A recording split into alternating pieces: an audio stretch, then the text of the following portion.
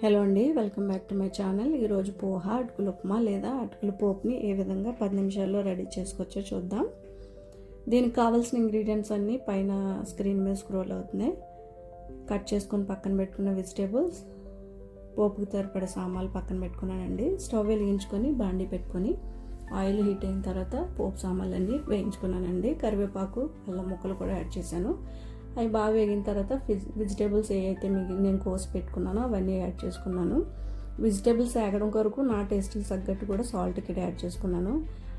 మిర్చి అనేది క్లిప్లో మిస్ అయింది, ఇక్కడ యాడ్ చేశాను చూడండి. నేను పసుపు కూడా యాడ్ చేశాను.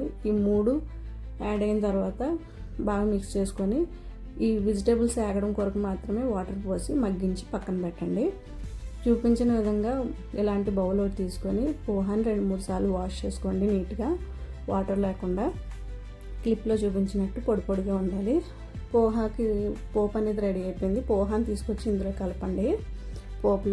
పోపు నీట్గా మిక్స్ అయ్యేటట్టు కలిపిన తర్వాత పైనుంచి కొత్తిమీర చల్లండి. కొత్తిమీర చల్లి బాగా మిక్స్ చేయండి. మిక్స్ చేస్తే 10 నిమిషాల్లో సింపుల్గా పోహా అనేది రెడీ అయిపోయింది. సర్వ్ చేసుకునేటప్పుడు మీ టేస్ట్కి తగ్గట్టు నిమ్మకాయని యాడ్ చేసుకొని సర్వ్ చేసుకోండి. మరిన్ని వీడియోస్ కోసం లైక్ చేయండి.